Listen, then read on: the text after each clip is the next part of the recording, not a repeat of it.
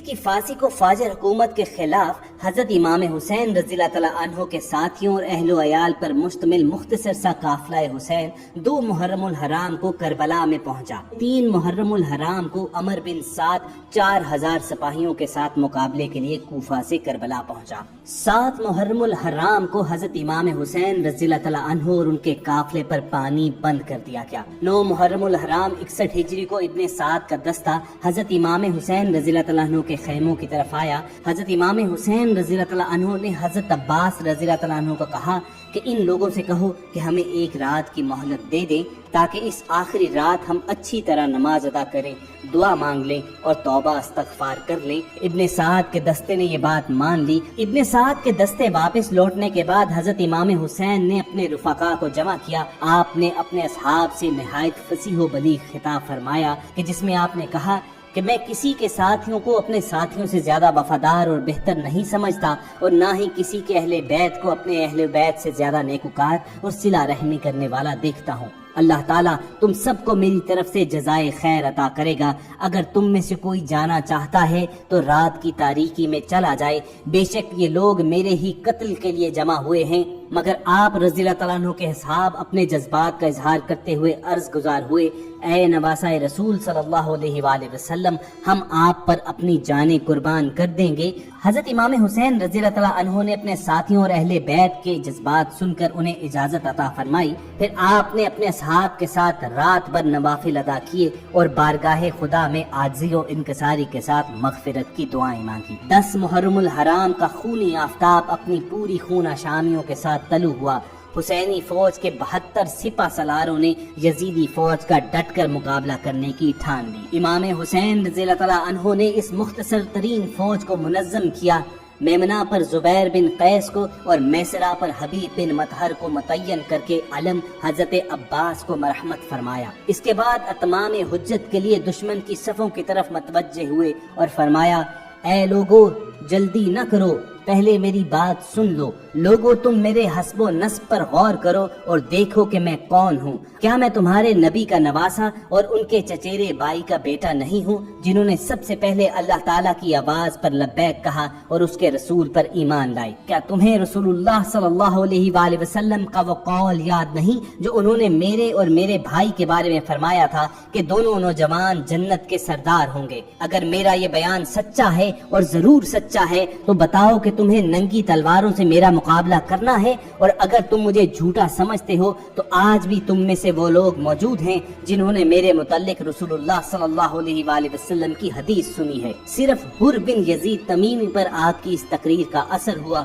اور یہ کہتے ہوئے آپ کی جانب چل پڑا کہ یہ جنت یا دوزخ کے انتخاب کا موقع ہے، میں نے جنت کا انتخاب کر لیا ہے، خواہ مجھے ٹکڑے ٹکڑے کر دیا جائے یا جلا دیا جائے۔ حر اپنی فوج کو چھوڑ کر قافلہ حسین میں آ شامل ہوا۔ اس کے بعد 1 to 1 مقابلوں کا آغاز ہوا جس میں اہل بیت اطہر کا پلہ بھاری رہا۔ یہ دیکھ کر ابن سعد نے عام حملے کا حکم دے دیا۔ امام حسین کے فدائی اور اراکین اہل بیت نے دشمنوں کی یلغاروں کا پوری قوت ایمانی سے ڈٹ کر مقابلہ کیا، مگر فدائی ایک ایک کر کے کٹ نہ رہے لیکن میدان جنگ سے منہ نہ پھیرا۔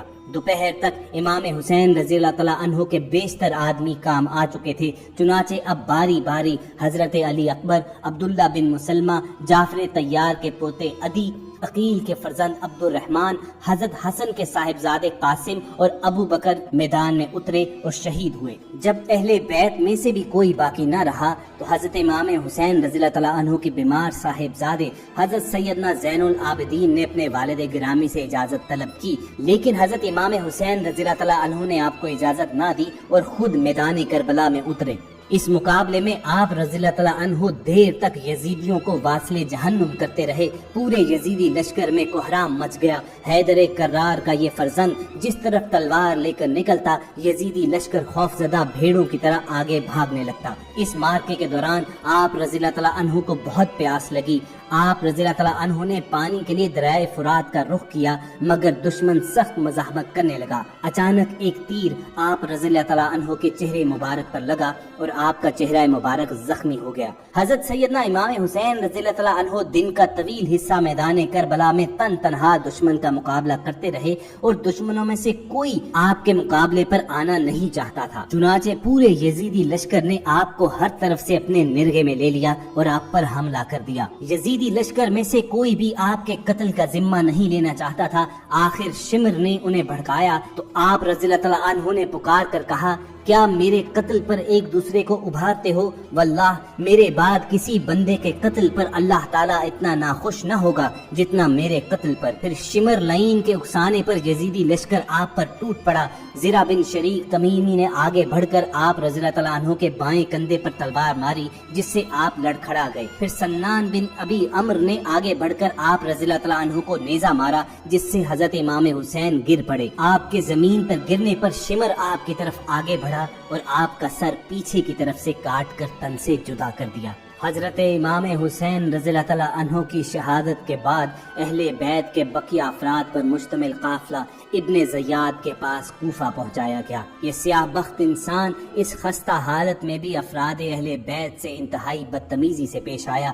حضرت امام حسین رضی اللہ تعالیٰ عنہ کا کٹا ہوا سر ابن زیاد کے سامنے پڑا ہوا تھا۔ ہر خاص و عام کو محل میں داخل ہونے کی اجازت تھی۔ ابن زیاد سر مبارکہ کو دیکھ کر آپ کے لبوں پر بار بار چھڑی مارتا اور مسکراتا۔ اس موقع پر ایک صحابی رسول زید بن ارقم رضی اللہ تعالیٰ عنہ وہاں ایک کونے میں موجود تھے۔ ان سے رہا نہ گیا تو فرمایا، ان لبوں سے چھڑی ہٹا لو، اللہ کی قسم جن کے سوا کوئی معبود نہیں، میں نے اپنی ان آنکھوں سے دیکھا ہے کہ رسول اللہ صلی اللہ علیہ وآلہ وسلم ان ہونٹوں پر اپنے ہونٹ رکھتے تھے۔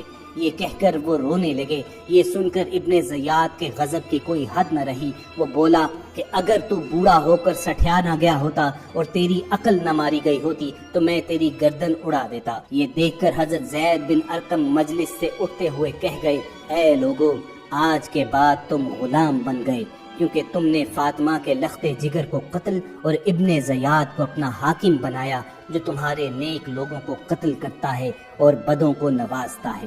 آج جہاں ہم حضرت امام حسین رضی اللہ تعالیٰ عنہ سے محبت کا دعویٰ رکھتے ہیں تو ضروری ہے کہ سیرت حسین پر عمل پیرا ہوں، اپنے ظاہر و باطن کو ان کی سیرت میں ڈھالنے کی کوشش کریں، باہمی رنجشوں اور فرقہ واریت کو چھوڑ کر محبت و عمل کا نشان دین محمدی صلی اللہ علیہ وآلہ وسلم کے علم بردار اور اسلام کی خاطر مر مٹنے والے بن جائیں، تاکہ روز حشر حضور نبی اکرم صلی اللہ علیہ وآلہ وسلم اور اہل بیت کے سامنے سرخرو ہو سکیں اور کہہ سکیں، اے حبیب خدا، ہم نے بھی آپ صلی اللہ علیہ وآلہ وسلم کے نواسے امام حسین رضی اللہ تعالیٰ عنہ کی سیرت پر عمل کرتے ہوئے اپنی زندگیاں دین کی سربلندی کی خاطر قربان کی ہیں۔ ہمیں پوری امید ہے کہ یہ کاوش آپ کو بے حد پسند آئی ہوگی۔ اسے لائک کر کے فیس بک اور واٹس ایپ کے ذریعے زیادہ سے زیادہ مسلمانوں تک پہنچائیے، اور اگر آپ ایسی ہی تاریخی، معلوماتی اور اسلامی ویڈیوز فیوچر میں بھی حاصل کرنا چاہتے ہیں تو ریڈ بٹن پر کلک کر کے اور بیل آئیکن کو پریس کر کے سبسکرائبر ضرور بنیے۔